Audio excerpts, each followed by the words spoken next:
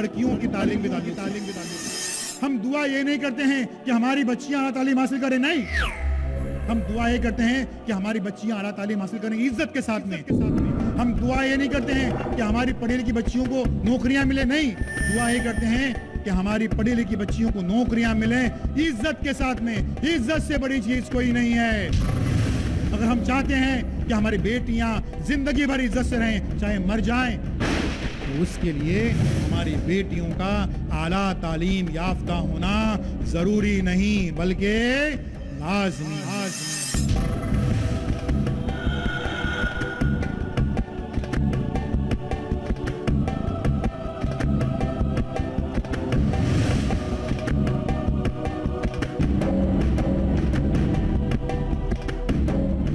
अल्हम्दुलिल्लाह वकफ़ा वसलामुन अला इबादिहिल्लज़ी नस्तफ़ा अम्मा बाद औज़ु बिल्लाहि मिनश्शैतानिर रजीम बिस्मिल्लाहिर रहमानिर रहीम। ख़वातीन व हज़रात, आज की नशिस्त में मैं आप तमाम आने वाले मेहमानों का पुरतपाक इस्तक़बाल करता हूँ। अस्सलामु अलैकुम व रहमतुल्लाहि व बरकातुहू।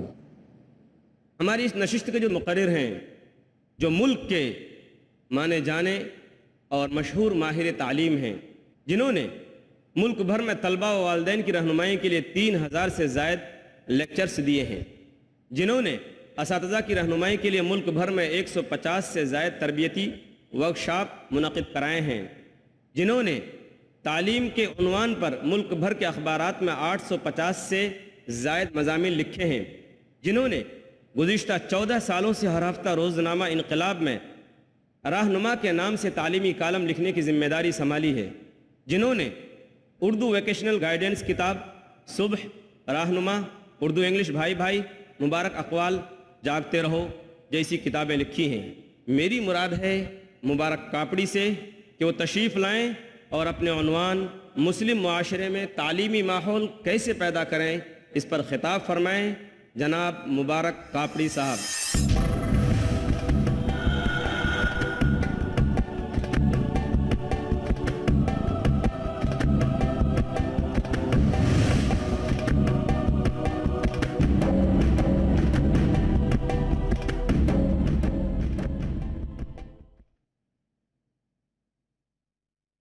अस्सलामु अलैकुम व रहमतुल्लाहि व बरकातहू।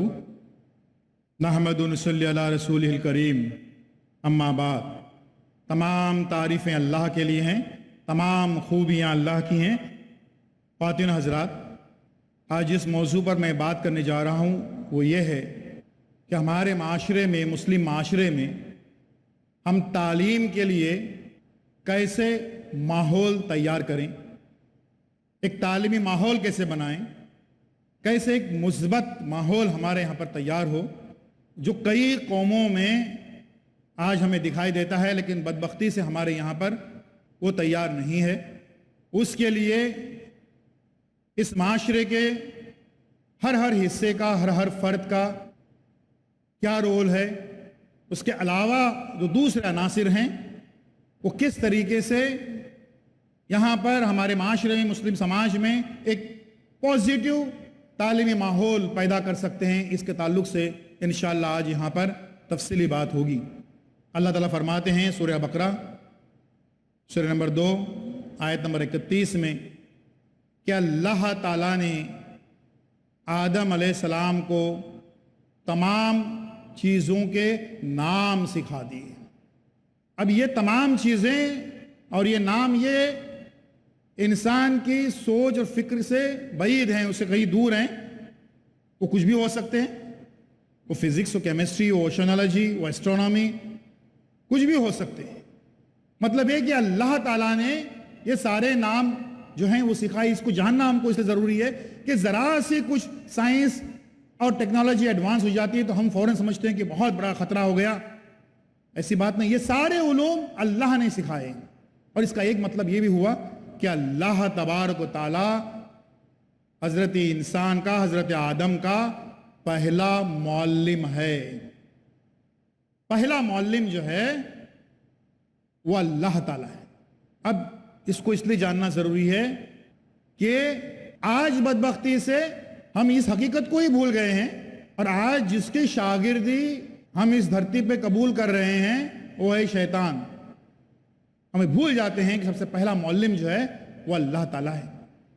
کئی اور باتیں بھی ہم دین کے تعلق سے بھول جاتے ہیں، بنیادی باتیں، اور اس وجہ سے جو ہے وہ ہمارے ہاں پر ایک مثبت علمی ماحول، ایک تعلیمی ماحول نہیں بن رہا ہے.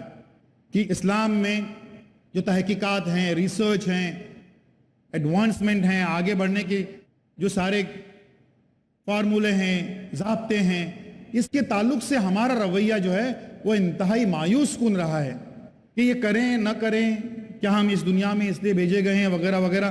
باقی باتیں تو چھوڑیے، قرآن کی ترتیب کے حساب سے جو پہلی آیت جس کے بغیر ہماری نمازیں نہیں ہوتی ہیں وہ ہم کو ہدایت دے رہی کہ الحمدللہ رب العالمین، تمام تعریفیں اللہ کے لیے ہیں جو سارے جہانوں کا پالنہار ہے، جہانوں کا پالنے والا ہے.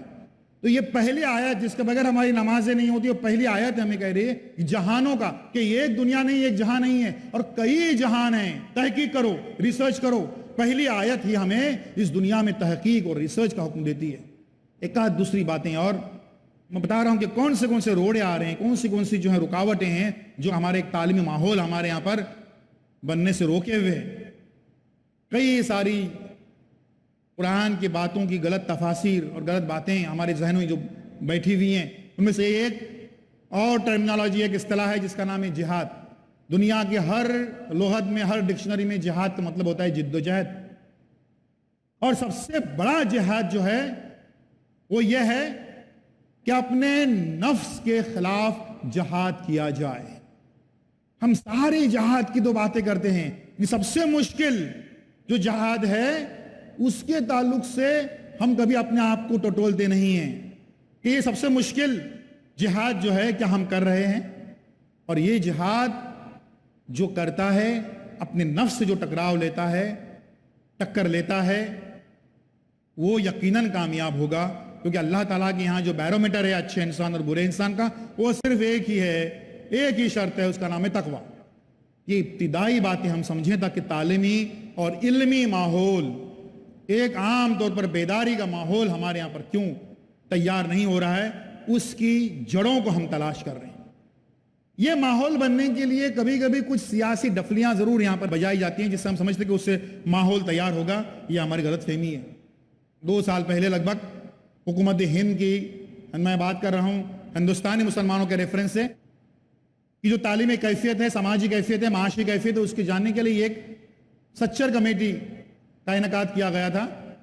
جسٹس سچر نے ایک رپورٹ لائی اور جو حقائق سامنے آ گئے وہ دل دہلانے والے تھے.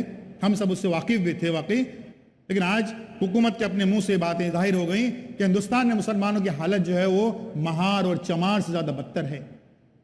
یہ سامنے جب اعداد و شمار آ گئے، جب یہ سارے واقعات آ گئے، ہم پھولے نہیں سمائے.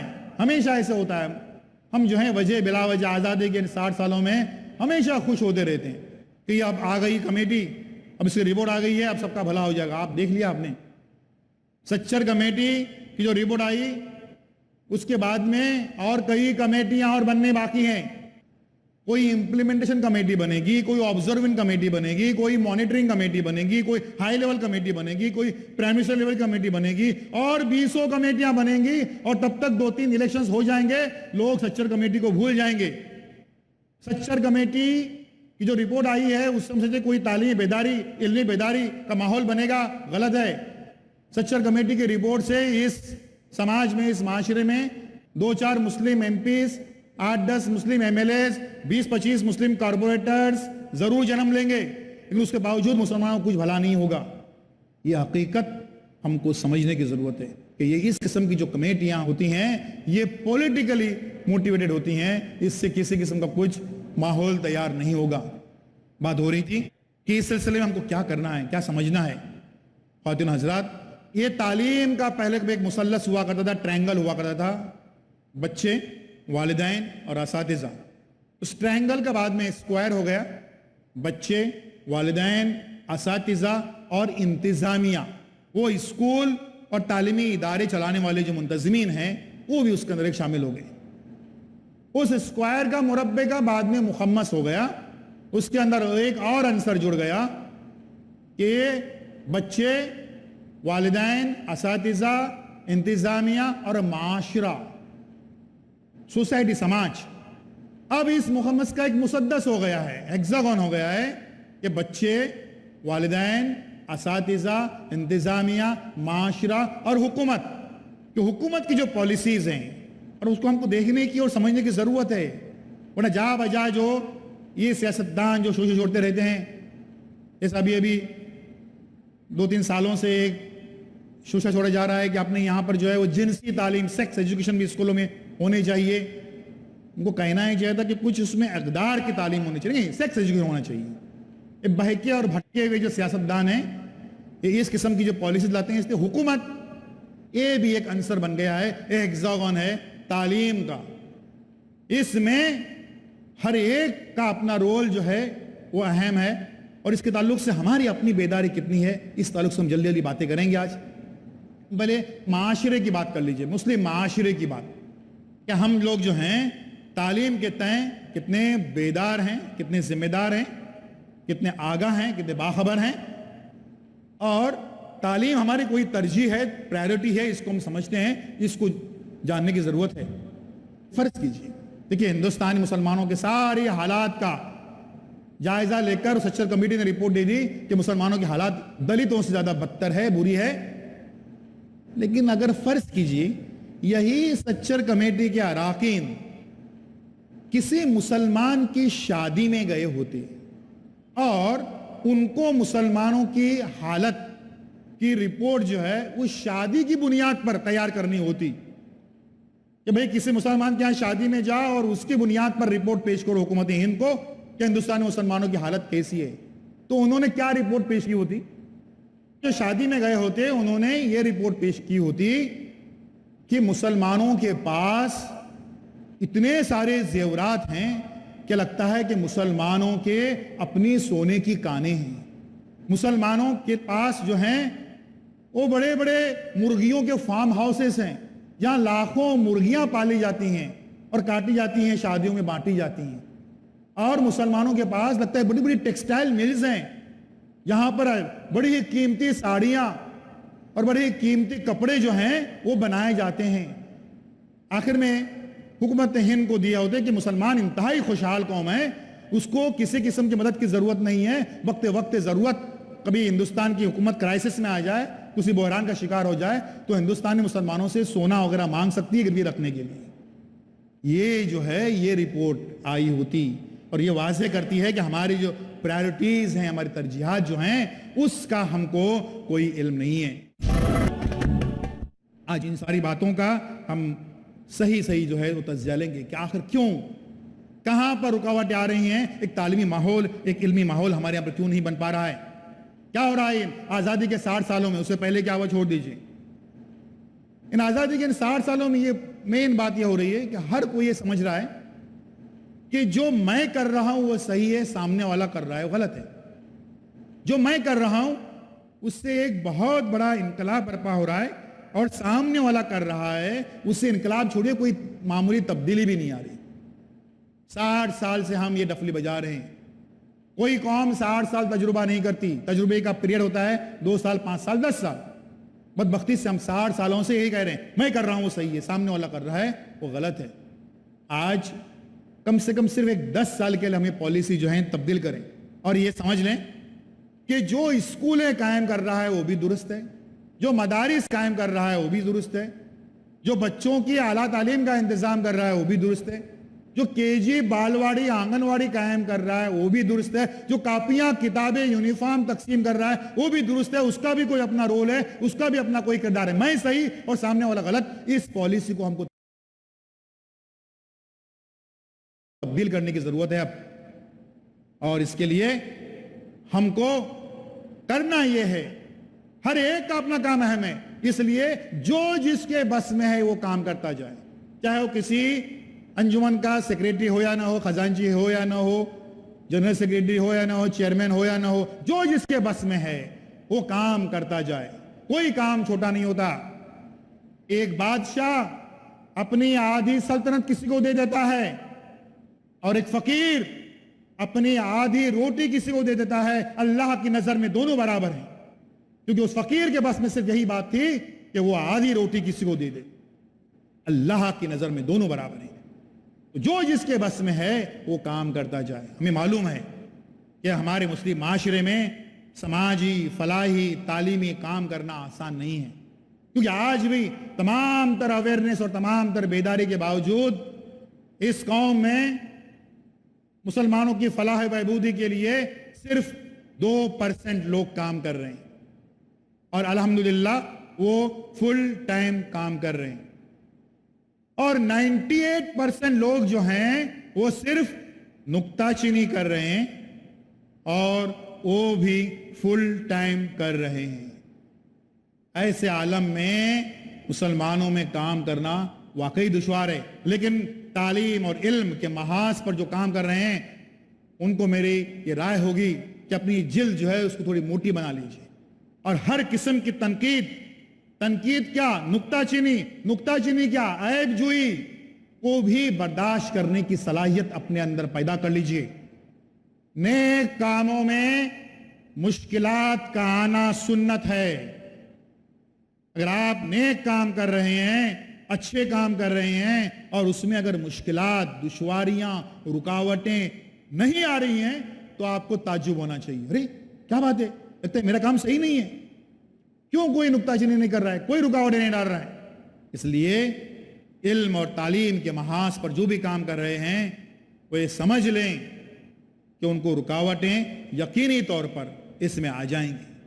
अब उसके लिए करना क्या है, हर एक की अपनी जिम्मेदारियां क्या हैं, और कौन सी जो हमारे समाज को जो वायरस लगे हुए, जो बीमारियां लगी हुई, आज उसको यहां पर इस नशिस्त में एक एक करके खुरच डालेंगे, निकाल डालेंगे, ताकि एक इल्मी और तालीम माहौल हमारे पर तैयार हो जाए। और वो एक ये कि मुसलमानों ने शिकायत का दफ्तर बंद करना चाहिए। आजादी के 60 सालों में शिकायत, हुकूमत से शिकायत, समाज से शिकायत, सोसाइटी से शिकायत, इससे शिकायत, उससे शिकायत, कोई नहीं बचा तो पड़ोसी से शिकायतों को दफ्तर बंद करना चाहिए हमको, क्योंकि मेरी नजर में शिकायत जिस सिक्के का एक रुख है, उस सिक्के के दूसरे रुख का नाम है शिकस्त। जिसने शिकायत का दफ्तर खोल लिया उसने शिकस्त को तस्लीम कर लिया। शिकायत और शिकस्त में कोई फर्क नहीं है, इसलिए शिकायतों का दफ्तर जो है उसको हमको बंद करना चाहिए। और एक डफली बज रही है हमारे यहाँ पर, हिंदुस्तान भर में जाना होता है इस तालीम के सिलसिले में, कुछ सीखने के लिए जाते रहता हूँ। हर जगह पर मुस्लिम सोसाइटी में एक डफली सुनाई देती है कि भाई वो आपके इलाके में मुमकिन होगा, हमारे इलाके में जो है वो जरा भी इत्तिहाद और इत्तिफाक नहीं है। एक दूसरे की टांग खींचने की कोशिश करते हैं, जरा सा जो है वो इत्तिहाद और इत्तिफाक हमारे यहां पर नहीं है। देखिए ये माहौल, ये चीज पूरे हिंदुस्तान में सब जगह पर है, इत्तिहाद और इत्तिफाक, क्योंकि हर एक की अपनी एक आइडेंटिटी है, हर एक की अपनी शनाख्त है, इसलिए हर कोई अपने अपने तर्ज पे सोचता है। इत्तिहाद और इत्तिफाक कभी कायम नहीं होगा, वो दिन कभी नहीं आएगा, उसका इंतजार मत कीजिए कि हिंदुस्तान के सारे मुसलमान एक प्लेटफॉर्म पे आ जाएंगे, ऐसा कभी नहीं होगा।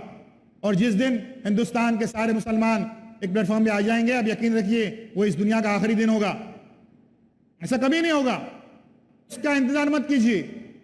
फिर पूछते नहीं, दिल्ली से कोई तहरीक उठेगी, फिर हम उसको लब्बैक कहेंगे, फिर यहां से उठेगी, वहां से उठेगी, हम उस इंतजार में हैं।